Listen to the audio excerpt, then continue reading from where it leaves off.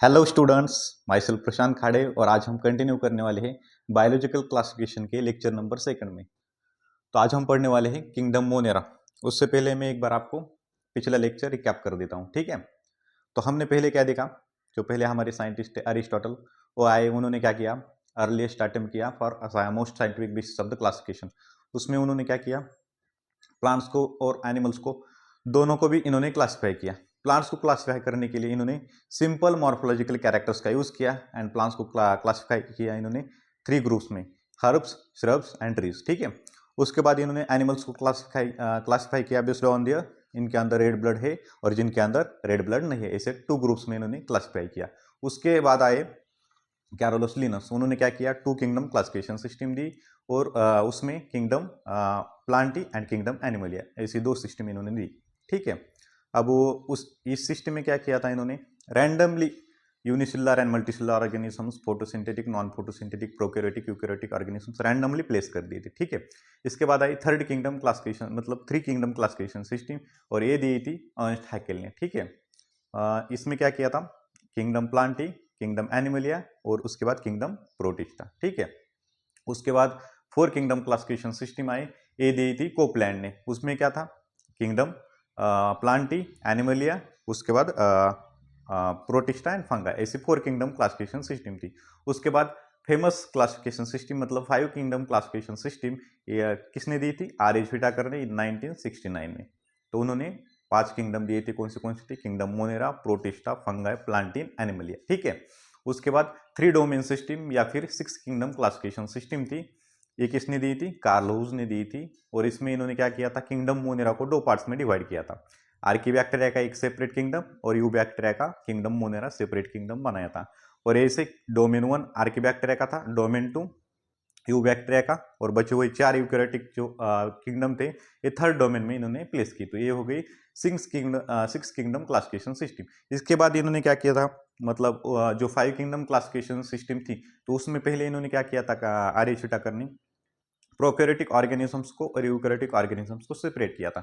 Prokaryotic organisms में इन्होंने क्या किया, किंगडम मोनेरा, मतलब सारे बैक्टीरिया थे किंगडम मोनेरा के अंदर प्लेस कर दिए, एक ही से यूनिसेलुलर ऑर्गेनिजम्स थे। अब मल्टीसेलुलर में क्या किया था इन्होंने, मल्टीसेलुलर में इन्होंने देखा, फिर इन्होंने मतलब क्या किया उसमें, यूनिसेलुलर एंड मल्टीसेलुलर ऐसा डिवीजन किया। तो यूनिसेलुलर में किंगडम प्रोटिस्टा, जो भी यूनिसेलुलर ऑर्गेनिज्म थे यूकैरियोटिक, उन्हें किंगडम प्रोटिस्टा के अंदर प्लेस किया। और जो भी बचे हुए थे उनमें फिर देखा जिसके अंदर सेल वॉल प्रेजेंट है और जिसके अंदर सेल वॉल एब्सेंट है। तो सेल वॉल एब्सेंट किस में होता है, तो होती है किंगडम एनिमलिया, तो ये एक सेपरेट किंगडम हो गया। उसके बाद जिसके अंदर सेल वॉल प्रेजेंट होता है जिस ऑर्गेनिजम्स के, तो उनको फिर से फोटोसिंथेटिक, मतलब एटोट्रॉपिक एंड हेटेरोट्रॉपिक 2 पार्ट्स में डिवाइड किया। एटोट्रॉपिक में आए हमारे प्लांट्स और हेटेरोट्रॉपिक में आए फंगा। तो इसी थी 5 किंगडम क्लासिफिकेशन सिस्टम। तो आज हम कंटिन्यू करने वाले हैं किंगडम मोनेरा के साथ। तो देखते हैं, तो देखिए किंगडम मोनेरा में कौन से ऑर्गेनिजम्स आते हैं, तो सारे बैक्टीरिया, ऑल बैक्टीरिया जो होते हैं, all bacteria, all bacteria included in kingdom Monera, ठीक है। अब इसकी सेल कौन सी, सेल टाइप कौन सी होती है, प्रोकैरियोटिक होती है, यूकैरियोटिक होती है, देखते हैं हम। सेल टाइप, सेल टाइप तो मोनेरा के अंदर क्या आ रही है, सारे बैक्टीरिया आ रही है। तो बैक्टीरिया क्या होते हैं, प्रोकैरियोटिक होते हैं। तो सेल टाइप क्या है, प्रोकैरियोटिक सेल, प्रोकैरियोटिक सेल, ठीक है। अब इसके बाद हम देखने वाले इसे सेल वॉल प्रेजेंट है या फिर एब्सेंट है। सेल वॉल बैक्टीरियल सेल को प्रेजेंट है या फिर एब्सेंट है। तो बैक्टीरियल सेल वॉल क्या होता है, बैक्टीरिया को सेल वॉल प्रेजेंट होता है, ठीक है। अब इसका हम कंपोजिशन देख लेते हैं, सेल वॉल का कंपोजिशन, मतलब ये किससे बना है सेल वॉल। तो कंपोजिशन में हम देखा तो ये बना होता है पेप्टिडोग्लाइकन से, किससे, पेप्टिडोग्लाइकन, पेप्टी पेप्टिडोग्लाइकन, या फिर मतलब क्या बोल सकते हैं, polysaccharide, polysaccharide plus amino acid, तो इससे बना होता है सेल वॉल, ठीक है।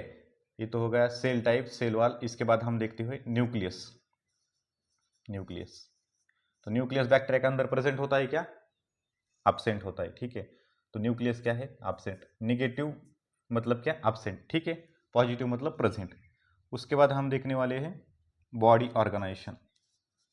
बॉडी ऑर्गेनाइजेशन मतलब क्या, इस यूनिसेलुलर है या फिर मल्टीसेलुलर है, तो body organisation.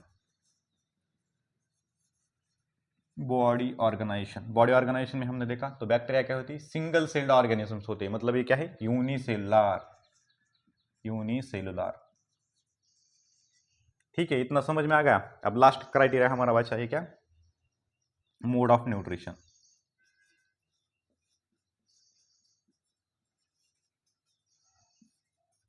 Mode of nutrition, nutrition के बारे में हमने देखा तो ये कैसे होते, सम बैक्टीरिया होते एटोट्रॉपिक एंड सम बैक्टीरिया होते हेटेरोट्रॉपिक। ठीक है, सम होते हैं एटोट्रॉपिक एंड सम होते हैं, मेजोरिटी क्या होती है, मेजोरिटी होती है हेटेरोट्रॉपिक।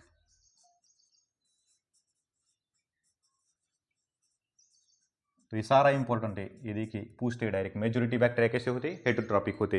ये बाद में भी हम देखने वाले हैं मोड ऑफ न्यूट्रिशन, तो एक बार अच्छे से नोट कीजिए, हम फिर बढ़ते आगे। ठीक है, तो चलो नोट किया।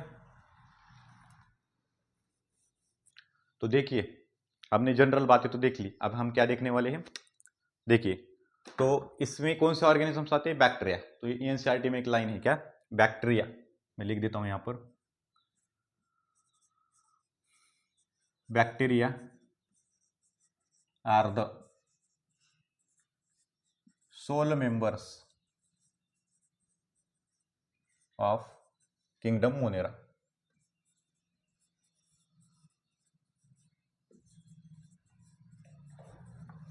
तो बैक्टीरिया का होते हैं सोल मेंबर्स होते हैं किंगडम मोनेरा का, और ये क्या होते हैं, मोस्ट अबंडेंट माइक्रो ऑर्गेनिजम्स होते हैं, most abundant micro organisms, most abundant micro organisms. मतलब ये बैक्टीरिया जो होते हैं कहीं पर भी प्रेजेंट होते हैं, हमारे हाथ में होते हैं, सॉइल के अंदर होते हैं, और ऐसी जगह पर प्रेजेंट होती है जहां पर कोई लाइफ भी एग्जिस्ट नहीं करती। कैसी जगह, मतलब जो हॉट स्प्रिंग होती है, डेजर्ट या फिर स्नो, डीप ओशियंस के अंदर, तो ऐसी जगह पे भी बैक्टीरिया एग्जिस्ट करते हैं। तो एग्जिस्ट करते, they live in extreme habitats, extreme habitats. तो कौन से होते हैं एक्सट्रीम हैबिटेट्स, जैसे कि डेजर्ट, वहाँ का टेम्परेचर बहुत ज़्यादा होता है फिर भी वहाँ पर बैक्टीरिया सर्वाइव करती है, डेजर्ट। या फिर हमने देखा तो हॉट स्प्रिंग्स, वहाँ का भी टेम्परेचर 100 से ज़्यादा होता है, हॉट स्प्रिंग्स। ठीक है, हॉट थर्मल स्प्रिंग। उसके बाद हमने देखा तो क्या, स्नो यानी बर्फ, और उसके बाद क्या, डीप ओशियंस। तो ये क्या होती है, एक्सट्रीम हैबिटेट होती है, यहाँ पर भी ये सर्वाइव करते हैं बैक्टीरिया। ठीक है, इतना समझ में आ गया, तो चलो आगे बढ़ते हैं हम।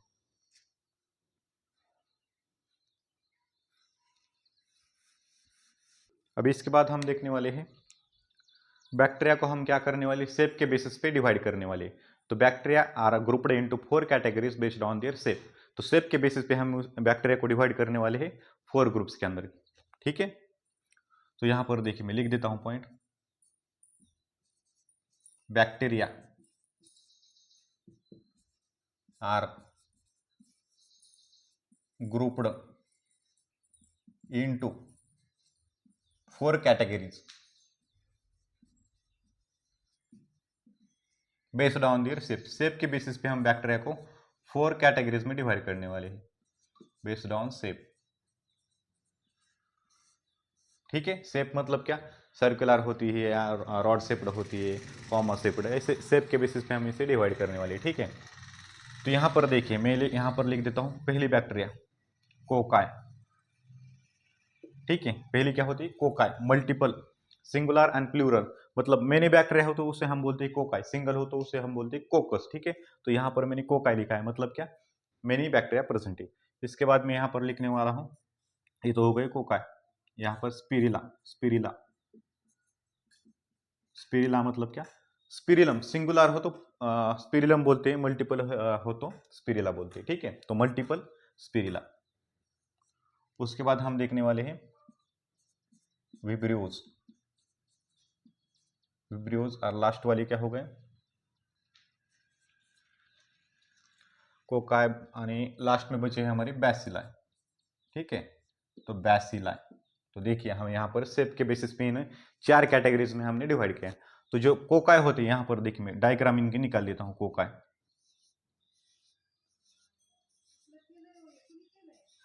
तो कोकाई मैंने यहाँ पर निकाली, कैसे हुई, आपको कैसे दिख रही है, स्पेरिकल जैसी दिख रही है ना, सर्कुलर, तो इसे हम क्या बोलने वाले, स्पेरिकल। शेप कैसा है इनका, स्पेरिकल शेप। ठीक है, तो ये क्या है, स्पेरिकल शेप। इसके बाद देखिए स्पिरिला, स्पाइरल, तो शेप इसका क्या बन जाएगा, स्पाइरल। ये देखिए इनकी यहाँ पर मैं निकाल देता हूँ डायग्राम।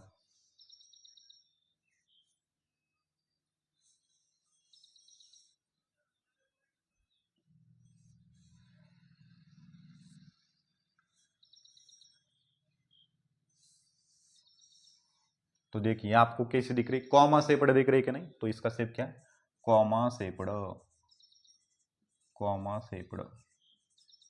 ठीक है, समझ में आ गया आपको। और इसके बाद बैसिलाई, बैसिलाई होती है रॉड शेप्ड, मतलब सिंपली हम इसे ऐसा निकाल सकते हैं, रॉड शेप्ड। फिर ऐसा भी आप निकाल सकते हो इसे, रॉड शेप्ड, तो रॉड शेप्ड होती है। और स्पिरिला हमने देखा, तो स्पिरिला मतलब कैसा, तो ये हमने निकाल ली। यहाँ पर इसे क्या होती है, फ्लैजिलास प्रेजेंट होती है। समझ में आ गया। कोकाई कैसे है, स्पेरिकल शेप है। स्पिरिला कैसे है, स्पाइरल होती है, मतलब ऐसे, स्पाइरल। ठीक है, तो ये मैंने यहाँ पर फ्लैजिला निकाला है, क्या है, फ्लैजिला। और ये क्या है, इसका स्पेरिकल शेप, एक ऐसी स्पाइरल है, एक कॉमा शेप्ड, और एक ऐसी होती रॉड शेप्ड, रॉड शेप्ड। समझ में आ गया। ठीक है, तो ये शेप के बेसिस पे हमने इन्हें क्लासिफाई किया है। तो इसके बाद हम आगे बढ़ते हैं। बोर्ड का थोड़ा सा प्रॉब्लम हो गया, तो कोई नहीं, मैनेज करते हैं। तो यहाँ पर देखिए, तो हमने शेप के बेसिस पे इन्हें तो क्लासिफाई कर लिया। इसके बाद हमने यहाँ पर देखा, तो इनका स्ट्रक्चर कैसा था, सिंपल था ना, मैंने आसानी से निकाल दिया ना। तो बैक्टीरिया का स्ट्रक्चर क्या होता है, बहुत ही सिंपल होता है, बट इनका बिहेवियर बहुत ही कॉम्प्लेक्स होता है। तो ये बहुत ही इंपॉर्टेंट लाइन है। ठीक है, तो यहाँ पर देखते हैं हम, नोट कीजिए आप इसे, note, bacterial structure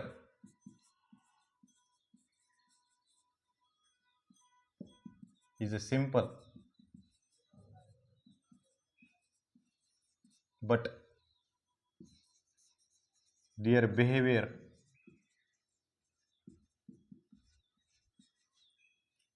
are very complex।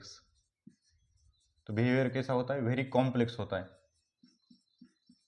तो ये क्वेश्चन पूछते हैं बहुत बार, या फिर एसरेशन रीजन या फिर करेक्ट इनकरेक्ट स्टेटमेंट हो, तो इसमें आपको ये स्टेटमेंट 100% पूछते हैं। कहीं पे भी देखो, आप कौन से भी टेस्ट सीरीज में जाओ, या फिर किसी भी इंस्टीट्यूट का आप टेस्ट सीरीज दे सकते हो, तो उसमें आपको ये क्वेश्चन देखने को मिलेगा। ठीक है, या फिर नेट में भी देख सकते हो। ठीक है, तो बहुत ही इंपॉर्टेंट लाइन है।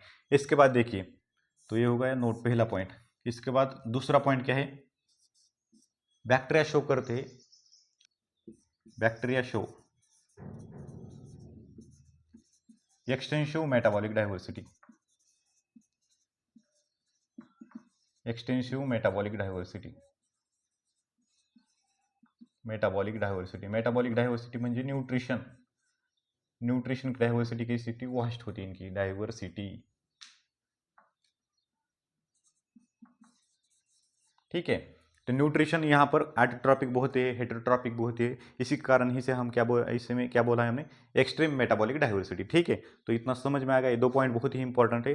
अभी इसका ही मैं आपको एक्सप्लेनेशन देता हूँ आगे, तो क्यों एक्सटेंसिव मेटाबॉलिक डायवर्सिटी होती है। तो देखिए, ये देखिए एक्सटेंसिव मेटाबॉलिक डायवर्सिटी मतलब क्या, सम बैक्टीरिया होते हैं autotrophic and majority of bacteria होते हैं हेटेरोट्रॉपिक। तो यहाँ पर देखिए मैंने मोड ऑफ न्यूट्रिशन मतलब क्या, extensive metabolic diversity, mode of nutrition, mode of nutrition. तो मोड ऑफ न्यूट्रिशन में हमने देखा, तो सम बैक्टीरिया सम बैक्टीरिया कैसे होते हैं, आर एटोट्रॉपिक, एटोट्रॉफिक मतलब खुद खुद का खाना खुद बनाते हैं, खुद का फूड खुद सिंथेसाइज करते हैं, ठीक है। तो सम बैक्टीरिया हो गए एटोट्रॉपिक, और मेजोरिटी ऑफ बैक्टीरिया आर, यहाँ पर इन्होंने vast majority of bacteria are heterotrophic, ऐसी लाइन है एनसीईआरटी में, तो इसे अंडरलाइन करके रखिएगा, vast majority of bacteria are heterotrophic.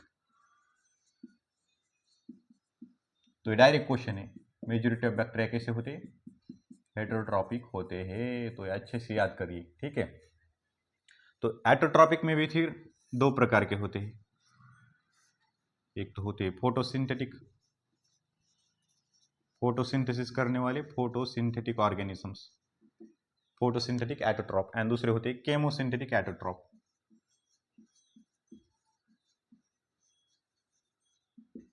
ठीक है।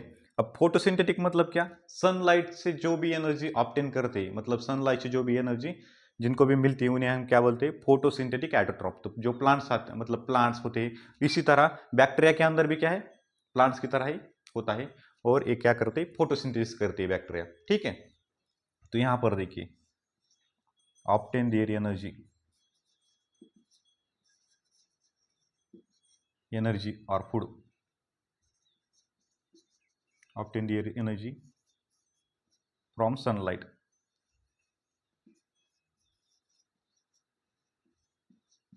फ्रॉम सनलाइट, ठीक है, समझ में आ गया। तो इसके एग्जांपल क्या है, फोटोसिंथेटिक एटोट्रॉप वाली साइनोबैक्टीरिया, साइनोबैक्टीरिया अच्छे से याद कर लीजिए, साइनोबैक्टीरिया। साइनोबैक्टीरिया के एग्जांपल मैं आपको लिख देता हूं, क्या है, nostoc,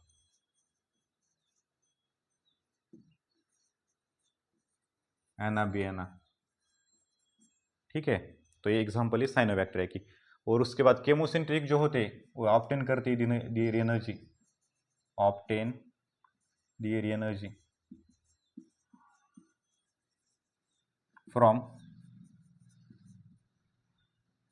inorganic substance, inorganic substances,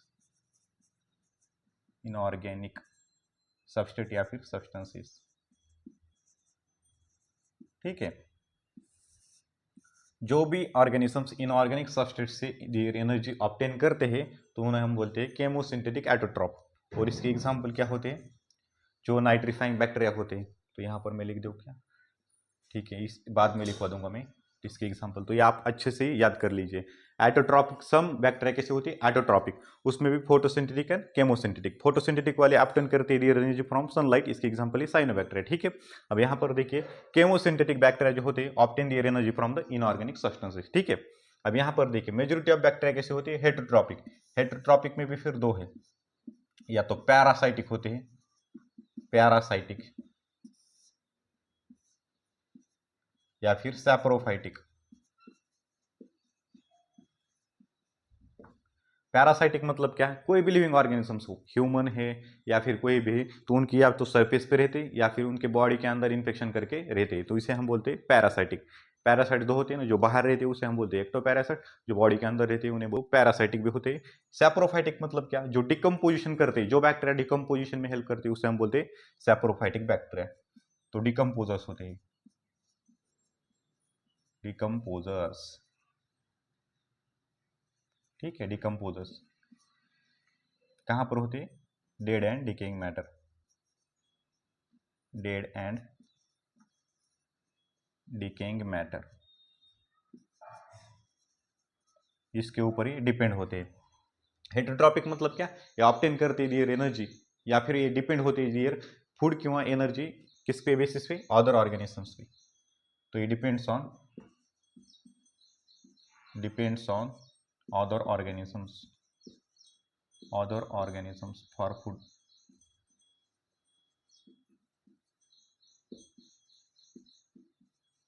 तो इतना समझ में आया, एक बार मैं अच्छे से बता देता हूँ फिर से। तो देखिए मोनेरा में देखा तो क्या होती है, एक्सटेंसिव मेटाबॉलिक डाइवर्सिटी होती है, मतलब क्या मोड ऑफ न्यूट्रिशन क्या होता है, वास्ट होता है इसमें। तो सम बैक्टीरिया कैसे होते हैं, एटोट्रॉपिक होते हैं, मेजोरिटी ऑफ बैक्टीरिया होती है हेटरोट्रॉपिक। अभी एटोट्रॉपिक में हमने देखा तो photosynthetic autotroph and chemosynthetic autotroph. Photosynthetic autotroph मतलब क्या, obtain their energy from the sunlight, तो इसके एग्जांपल है साइनोबैक्टीरिया। केमोसिंथेटिक एटोट्रॉप मतलब क्या, they obtain their energy from inorganic substance. उसके बाद हमने देखा मेजोरिटी ऑफ बैक्टीरिया कैसे होती है, हेटरोट्रॉपिक। अब हेटरोट्रॉपिक में पैरासाइटिक भी होते हैं और सैप्रोफाइटिक भी होते हैं। अब पैरासाइटिक मतलब क्या, बॉडी के बाहर या फिर अंदर इन्फेक्शन करके रहते हैं लिविंग ऑर्गेनिजम्स के।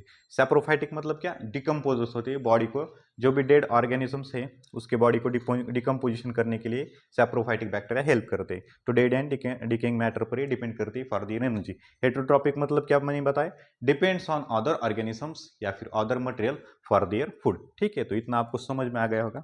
इसके बाद हम आगे बढ़ते हैं। किंगडम मोनेरा हम दो पार्ट्स में पढ़ने वाले हैं, मतलब दो दो पार्ट्स में बैक्टीरिया डिवाइड है किंगडम मोनेरा की। तो एक होती है आर्के बैक्टीरिया, ठीक है, आर्की बैक्टीरिया, और दूसरे वाली होती है यू बैक्टीरिया। ठीक है, तो समझ में आ गया किंगडम मोनेरा के दो पार्ट्स है, आर्की बैक्टीरिया, यू बैक्टीरिया। आज हम पढ़ने वाले हैं आर्की बैक्टीरिया, यू बैक्टीरिया हम नेक्स्ट लेक्चर में पढ़ने वाले हैं। ठीक है, तो आर्की बैक्टीरिया, तो आर्की बैक्टीरिया में ऐसी बैक्टीरिया आती है जो एक्सट्रीम कंडीशन में सर्वाइव करती है, मोस्ट हार्श हैबिटेट, मतलब बहुत खराब हैबिटेट, जहां पर कोई लाइफ एग्जिस्ट नहीं करती, ऐसी जगह ये आर्की बैक्टीरिया रहती है। ठीक है, तो यहां पर हम लिख देता हूं मैं यहां पर, this bacteria are special, this bacterias are special. क्यों specially, since they live in harsh habitat,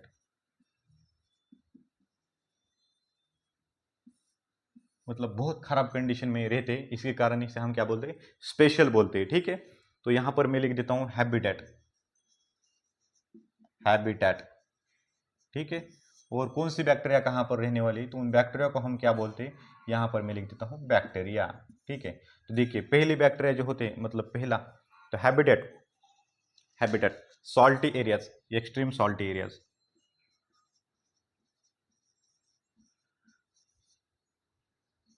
extreme salty areas. ठीक है, एक्सट्रीम सॉल्टी एरियाज में रहते उन्हें हम बोलते हैं हैलोफाइल्स। ठीक है, हैलोफाइल्स। अब इसके बाद हम देखने वाली hot hot springs, hot springs या फिर हॉट थर्मल स्प्रिंग्स। यहाँ पर जो बैक्टीरिया रहते हैं इन्हें हम बोलते हैं थर्मो एसिडोफिल्स, थर्मो एसिडोफिल्स। ठीक है, और लास्ट वाली जो मार्शी एरियाज में आपको दिखते हैं, मार्शी एरियाज,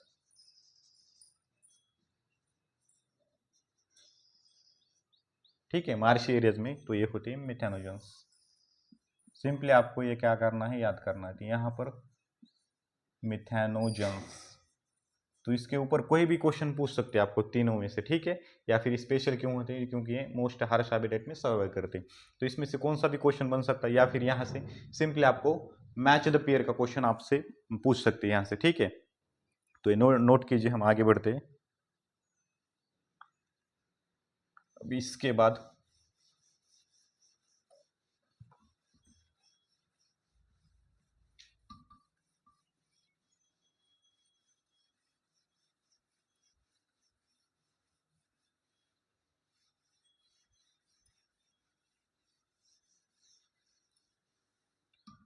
अब ये बैक्टीरिया तो ऐसी जगह रह रहे, लेकिन इसका रीजन क्या है, मतलब ऐसी जगह में यू बैक्टीरिया क्यों सर्वाइव नहीं करती, आर की बैक्टीरिया क्यों सर्वाइव कर रही है इसी हैबिटेट पे। ठीक है, तो इसका रीजन तो बताना पड़ेगा ना। तो आर की बैक्टीरिया क्यों सर्वाइव करती है, यू बैक्टीरिया क्यों नहीं करती, तो इसका एक रीजन है। जो आर की बैक्टीरिया होते हैं उनका जो सेल वॉल का स्ट्रक्चर होता है कैसा होता है, डिफरेंट सेल वॉल स्ट्रक्चर होता है, different cell wall structure, different cell wall structure.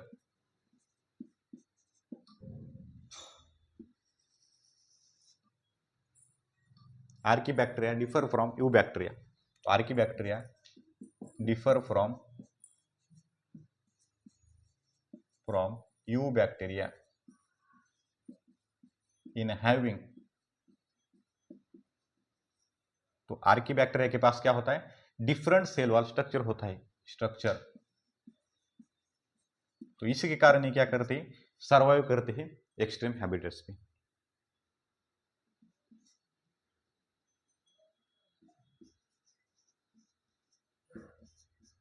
This feature या फिर दिस फीचर या फिर this feature is responsible for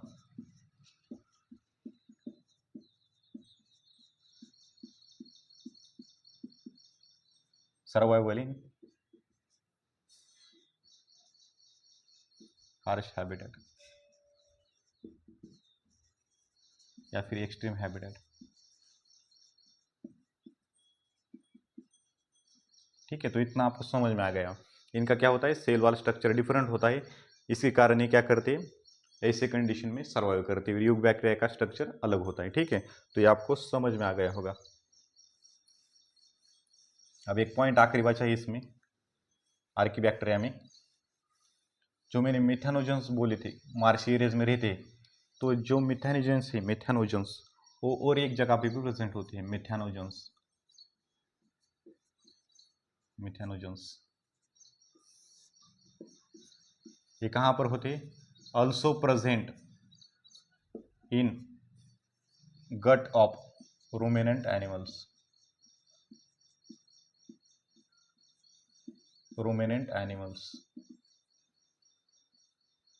animals मतलब कौन से, काउज, बफेलोज।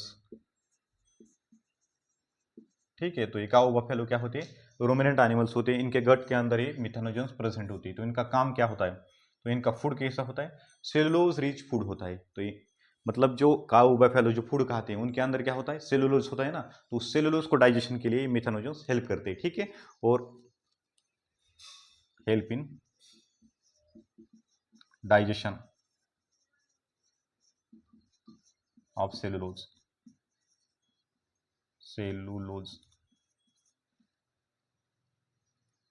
इनके पास होता है एक एंजाइम, सेलोबायोज एंजाइम।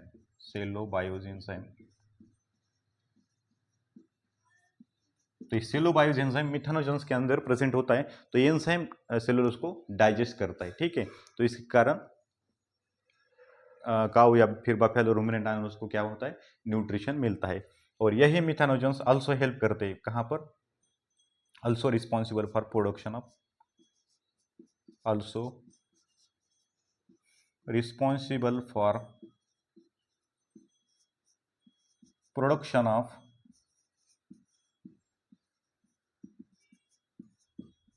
बायोगैस फ्रॉम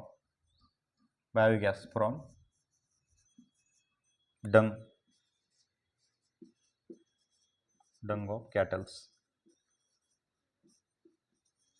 अब ये बैक्टीरिया गट के अंदर प्रेजेंट है ना, तो इस सेलुलोज को डाइजेशन के लिए हेल्प कर रहे हैं। मतलब बायोगैस होते हैं, बायोगैस के प्लांट होते हैं, रूरल एरिया में ज़्यादा तो आपको दिखते हैं। तो वहाँ पर जो बायोगैस बनता है, तो वहाँ पर भी कौन से बैक्टीरिया हेल्प करते हैं, मिथेनोजेंस प्रेजेंट होती है इसके अंदर। तो ये बायोगैस प्रोडक्शन के लिए हेल्प करते हैं from the dung of the cattle. ठीक है, तो बायोगैस में क्या होता है, मीथेन होता है, मीथेन होता है CH4, इसका केमिकल फॉर्मूला। ठीक है, तो इंपॉर्टेंट है। मिथेनोजेंस मार्श एरियाज में दिखते हैं हमें, मार्श एरियाज में। तो methanogens also present in the gut of the ruminant animals such as cows and buffaloes. उनके अंदर ये क्या करते हैं, help in digestion of the cellulose through the enzyme cellobiose. ठीक है, और also responsible for production of the biogas from the dung of the cattle. तो आज के लिए ठीक है, इतना ही। हम नेक्स्ट लेक्चर में देखने वाले हैं यू बैक्टीरिया। अगर आपको ये आज का समझ में आ गया होगा तो आप क्या कीजिए, चैनल कीजिए like, subscribe and share. Thank you.